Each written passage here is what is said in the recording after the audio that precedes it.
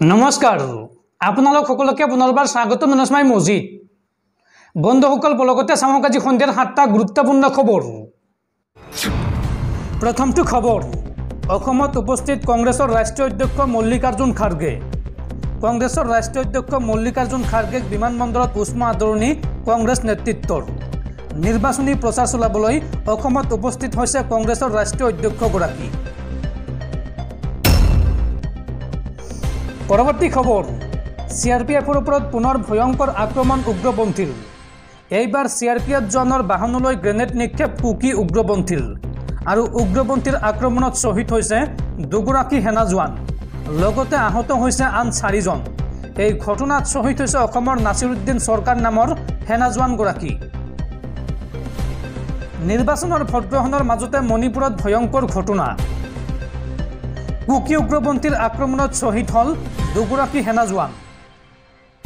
CRPF জনৰ বাহনলৈ grenade নিক্ষেপ কুকি উগ্ৰপন্থীৰ আৰু উগ্ৰপন্থীৰ আক্ৰমণত শহীদ হৈছে অসমৰ এগৰাকী CRPF জোৱান। কুকি উগ্ৰপন্থীৰ আক্ৰমণত শহীদ হৈছে নাছিৰুদ্দিন সৰকাৰ নামৰ অসমৰ সেনা জোৱানগৰাকী। শহীদ জোৱানগৰাকীৰ ঘৰ বৰপেটাৰ ভেল্লাৰ বনবৰীয়া গাঁৱত। নিৰ্বাচনী দায়িত্ব সামৰি উভতাৰ পথত উগ্ৰপন্থীৰ এই ভয়ংকৰ আক্ৰমণ। परवर्ती खबर এইবাৰ বিশ্ববিখ্যাত বিজ্ঞানী হাৰ্ভাৰ্ড বিশ্ববিদ্যালয়ৰ প্ৰবক্তাৰ ইছলাম ধৰ্ম গ্ৰহণ। বিজ্ঞানীজনে মানি চলিছে ইছলামৰ প্ৰতিটো নিয়ম। বিশ্ববিখ্যাত বিজ্ঞানী হাৰ্ভাৰ্ড বিশ্ববিদ্যালয়ৰ প্ৰবক্তাৰ ইছলাম ধৰ্ম গ্ৰহণ। নিজ ধৰ্ম সলনি কৰিলে বিশ্ববিখ্যাত বিজ্ঞানীয়ে। ইছলাম ধৰ্ম গ্ৰহণ কৰি সলনি কৰিলে নিজৰ নাম। ৰমজান মাহতে ইছলাম গ্ৰহণ কৰিছিল বিজ্ঞানী হেনৰি ক্লাছেনে। ইছলাম গ্ৰহণৰ পাছতে বিজ্ঞানীজনে আদায় কৰে নামাজ। বিজ্ঞানীজনে মানি চলিছে ইছলামৰ প্ৰতিটো নিয়ম। ঔষধ আৱিষ্কাৰৰ ক্ষেত্ৰত এজন আগশাৰীৰ বিজ্ঞানী হেনৰি ক্লাছেন। বংশগত অন্ধত্বৰ চিকিৎসাত প্ৰয়োগ হোৱা ঔষধ প্ৰস্তুতকাৰী হেনৰি। বন্ধুসকল তাৰপিছত 4 নম্বৰ খবৰটো জনোৱাৰ আগতে আপোনালৈ এটা সৰু ৰিকুৱেষ্ট, যদি তেওঁলোকে এই ভিডিঅ'ত লাইক কৰা নাই তেন্তে প্লিজ এটা লাইক কৰি দিয়ক আৰু এনেকুৱা ধৰণৰ নতুন নতুন ভিডিঅ' পাবলৈ চেনেলটো ছাবস্ক্ৰাইব কৰি কাষত থকা বেল আইকনটো প্ৰেছ কৰি ৰাখক। পৰৱৰ্তী খবৰ ৰাজ্যত পুনৰ হাতী মানুহৰ সংঘাত। এইবাৰ ঢেকিয়াজুলিৰ ধীৰাই মাজুলীত বন্য হস্তীৰ আক্ৰমণত মৃত্যু হৈছে 3 গৰাকী ব্যক্তিৰ আৰু হাতীৰ আক্ৰমণত মৃত্যু হোৱা 3 জনৰ ভিতৰত 2 জন হৈছে বনকৰ্মী। হাতীৰ আক্ৰমণত নিহত বনকৰ্মী হৈছে ক্ৰমে কুলেশ্বৰ বড়ো আৰু হীৰেন ৰাভা। হাতী খেদিবলৈ যাওঁতে আক্ৰমণৰ বলি হয় বনকৰ্মীদ্বয়। পৰৱৰ্তী খবৰ পুনৰ অসমলৈ আহিব কেন্দ্ৰীয় গৃহমন্ত্ৰী অমিত শ্বাহ। অহা 29 এপ্ৰিলত গুৱাহাটীলৈ আহিব কেন্দ্ৰীয় গৃহমন্ত্ৰী অমিত শ্বাহ আৰু গুৱাহাটী লোকসভা সমষ্টিৰ বিজেপিৰ প্ৰাৰ্থী বিজুলী কলিতা মেধিৰ হৈ বিশাল ৰোড শ্ব'ত অংশগ্ৰহণ কৰিব কেন্দ্ৰীয় গৃহমন্ত্ৰী অমিত শ্বাহে।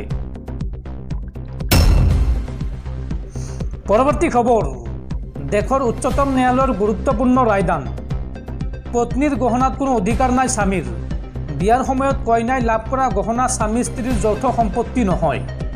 অভাৱৰ সময়ত সেই গহনা ব্যৱহাৰ কৰিলেও পাছত পত্নীক সেই গহনা ঘূৰাই দিয়াটো বাধ্যতামূলক স্বামীৰ। এই গুৰুত্বপূৰ্ণ ৰায়দান দেশৰ উচ্চতম ন্যায়ালয়ৰ। পৰৱৰ্তী খবৰ প্ৰসিদ্ধ ভাৰতীয় ক্ৰিকেটাৰ যুৱৰাজ সিঙক T20 বিশ্বকাপৰ ব্ৰেণ্ড এম্বেছাডৰ হিচাপে নিযুক্তি। ৱেষ্ট ইণ্ডিজ আৰু আমেৰিকাৰ দ্বাৰা যৌথভাৱে আয়োজন কৰা পুৰুষৰ T20 বিশ্বকাপ 2024ৰ পূৰ্বে আন্তঃৰাষ্ট্ৰীয় ক্ৰিকেট পৰিষদ চমুকৈ ICCয়ে ভাৰতৰ কিংবদন্তি অলৰাউণ্ডাৰ যুৱৰাজ সিঙক প্ৰতিযোগিতাখনৰ বাবে ব্ৰেণ্ড এম্বেছাডৰ হিচাপে ঘোষণা কৰিছে। এই প্ৰতিযোগিতাখন 1 জুনৰ পৰা আৰম্ভ হ'ব। 2007 চনত অনুষ্ঠিত হোৱা T20 বিশ্বকাপৰ উদ্বোধনী সংস্কৰণত যুৱৰাজে এটা অভাৰত 6টা ছিক্সাৰ কোবাই ইতিহাস ৰচনা কৰে। উক্ত সংস্কৰণতে MS ধোনীৰ নেতৃত্বত ভাৰতে T20 বিশ্বকাপৰ ট্ৰফি লাভ কৰিবলৈ সক্ষম হয়। ব্ৰেণ্ড এম্বেছাডৰ হিচাপে নিযুক্তি পোৱাৰ পাছতে যুৱৰাজ সিঙে কয় যে ৱেষ্ট ইণ্ডিজ ক্ৰিকেট খেলাৰ বাবে এক উত্তম স্থান, য'ত অনুৰাগীসকলে বিশ্বৰ সেই অংশৰ দিশটো উন্মোচন কৰিবলৈ আহিব। আনহাতে আমেৰিকাতো ক্ৰিকেটৰ সম্প্ৰসাৰণ ঘটিছে আৰু মই সেই বৃদ্ধিৰ অংশ হ'বলৈ পাই মই উৎসাহিত হৈছোঁ এই মন্তব্য কৰে যুৱৰাজ সিঙে উল্লেখযোগ্য যে 1 পৰা 29 জুনলৈ অনুষ্ঠিত হ'ব ICC পুৰুষৰ T20 বিশ্বকাপ টেক্সাছৰ গ্ৰেণ্ড প্ৰেৰী ষ্টেডিয়ামত অনুষ্ঠিত হ'বলগীয়া উদ্বোধনী খেলখনত সহ আয়োজক USA আৰু কানাডা মুখামুখি হ'ব 9টা স্থানত 20টা দলে মুঠ 55খন মেচ খেলিব আৰু 29 জুনত বাৰ্বাডছত ফাইনেল মেচ অনুষ্ঠিত হ'ব পৰৱৰ্তী খবৰ বিজেপিক ভোট দিয়ক বিজেপিক ভোট নিদিলে চলোৱা হ'ব উচ্ছেদ এই বুলি হাইলাকান্দিৰ সংখ্যালঘু গাঁৱত বন বিষয়াৰ জংঘল ৰাজ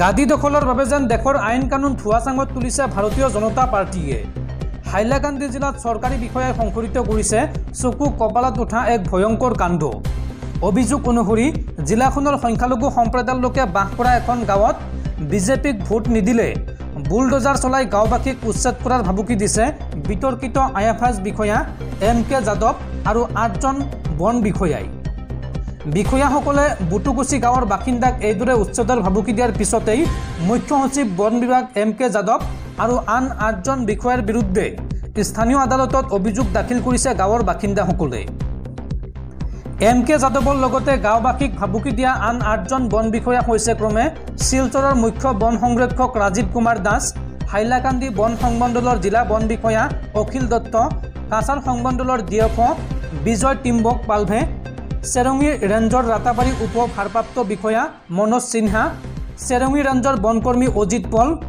দুৰ্লভচিৰা বিট বিষয়া ফৈজ আহমেদ বৰভূঞা বনকৰ্মী তপজ দাস বিট বিষয়া আব্দুল নুৰ আৰু বনকৰ্মী ফৈজুদ্দিন লস্কৰ বুটুকুচি গাঁৱৰ অভিযোগকাৰীসকলে যোৱা 24 এপ্ৰিলত কৰিমগঞ্জৰ মুখ্য ন্যায়িক দণ্ডাধীশৰ আদালতত এই ঘটনাৰ স্বতন্ত্ৰ আৰু নিৰপেক্ষ তদন্ত বিচাৰি আবেদন দিছে পৰৱৰ্তী খবৰ দেশত সংঘটিত হৈছে আন এক ভয়ংকৰ ঘটনা এইবাৰ অযোধ্যাত বাছৰ পৰা উদ্ধাৰ হৈছে 95টি শিশু আৰু ইয়াৰ আঁৰত ডাঙৰ ষড়যন্ত্ৰৰ সন্দেহ প্ৰকাশ কৰিছে তদন্তকাৰী বিষয়াই শিশু কল্যাণ সমিতি চমুকৈ CWC অযোধ্যাত এখন বাছৰ পৰা উদ্ধাৰ কৰিছে 95টা শিশু এই শিশুসকলৰ প্ৰত্যেকৰে বয়স 5 পৰা 9 বছৰৰ ভিতৰত বিহাৰৰ আৰিয়াৰ পৰা অযোধ্যাৰ সাহাৰানপুৰলৈ লৈ যোৱা হৈছিল এই শিশুকেইটাক শিশু কল্যাণ সমিতিয়ে মাজবাটতে অযোধ্যাৰ দেৱকালী মোড়ৰ সমীপত এখন বাছৰ পৰা শিশুকেইটিক উদ্ধাৰ কৰে শিশুকেইটিক আক্ষৰিক অৰ্থত জীৱ জন্তুৰ দৰে বাছখনৰ ভিতৰত হেঁচি ঠেলি সুমুৱাই দিয়া হৈছিল আৰু আটাইবোৰেই দৰিদ্ৰ পৰিয়ালৰ শিশু উদ্ধাৰ হোৱা কেইবাটাও শিশু অনাথ বুলি জানিব পৰা গৈছে শিশু কল্যাণ সমিতিৰ তথ্য অনুসৰি এই শিশুসকলৰ অধিকাংশই আধাৰ কাৰ্ড ভুৱা হ'ব পাৰে অৰ্থাৎ শিশুসকলৰ যি আধাৰ কাৰ্ড সেই আধাৰ কাৰ্ড ভুৱা হ'ব পাৰে তেওঁলোকে ভাবে ইয়াৰ আঁৰত হয়তো এটা ডাঙৰ ষড়যন্ত্ৰ আছে শিশু কল্যাণ সমিতিৰ সদস্য সুনীতা যাদৱে এই সন্দৰ্ভত কয় যে এতিয়া যিসকল শিশুক উদ্ধাৰ কৰা হৈছে তেওঁলোকক কাউন্সেলিং কৰা হৈছে শিশুবোৰে নিজেই নাজানে ক'ৰ পৰা আহিছে এনেকুৱা হৈছে যে তেওঁলোকে ভুল ঠিকনা দিছে আধাৰ কাৰ্ড পৰীক্ষা কৰাৰ পিছতো শিশুসকলে নিজৰ জিলাৰ নাম ক'ব পৰা নাই আনকি এই শিশুসকলে গম পোৱা নাছিল যে তেওঁলোকক কলৈ লৈ যোৱা হৈছে উদ্ধাৰ কৰা শিশুসকলে কয় যে হাফিজজিয়ে বিচাৰিছিল কাৰণে মাকে পঠিয়াইছে কোৱা হয় যে হাফিজজিয়ে ঘৰৰ পৰা কেইবাটা শিশুক আনিছিল শিশুকেইটাৰ কোনো ধাৰণা নাছিল যে তেওঁলোকক কলৈ লৈ যোৱা হৈছে তেওঁলোকৰ আধাৰ কাৰ্ডত লিখা ঠিকনাটো ভুৱা বুলি ধাৰণা কৰা হৈছে কাৰণ তেওঁলোকৰ আধাৰ কাৰ্ডৰ নম্বৰ তেওঁলোকে উল্লেখ কৰা ঠিকনাৰ সৈতে মিল নাই আনহাতে শিশুকেইটাক বাছলৈ লৈ যোৱা ব্যক্তিজনে কয় যে শিশুকেইটি সকলো তেওঁৰ লগতে আছে অৱশ্য জেৰাৰ সময়ত শিশুসকলে ব্যক্তিজনক চিনি নাপায় বুলি কয় শিশু কল্যাণ সমিতিৰ এজন সদস্যই এই সন্দৰ্ভত কয় যে শিশুসকলৰ বক্তব্য আৰু শিশুক লৈ যোৱা ব্যক্তিজনৰ বক্তব্যৰ কোনো মিল নাই ফলত তেওঁলোকে ভাবে যে ই এটা ডাঙৰ কেলেংকাৰী হ'ব পাৰে শিশু কল্যাণ সমিতিৰ এগৰাকী সদস্যই এই সন্দৰ্ভত জনায় যে বিহাৰৰ আৰিয়াৰ পৰা শিশুসকলক অবৈধভাৱে সাহাৰানপুৰলৈ অনাৰ কথা জেৰাৰ পৰা স্পষ্ট হৈ পৰিছে আৰু এই সন্দৰ্ভত তাৎক্ষণিক ব্যৱস্থা লৈ আমি শিশুসকলৰ তত্ত্বাৱধান লৈছোঁ আইনী ব্যৱস্থা গ্ৰহণ কৰা হৈছে ধৰা পৰা সকলে এই শিশুসকলৰ পিতৃ মাতৃৰ পৰা কোনো ধৰণৰ সন্মতিসূচক পত্ৰ পোৱা নাই তাৰ ভিতৰত এনে বহু সন্তান আছে যাৰ পিতৃ মাতৃ নাই উদ্ধাৰ কৰা শিশুসকলক সদ্যহতে এটা আশ্ৰয় শিবিৰত ৰখা হ'ব আৰু তেওঁলোকৰ পৰিয়ালৰ সদস্যৰ সৈতে যোগাযোগ কৰাৰ চেষ্টা কৰা হৈছে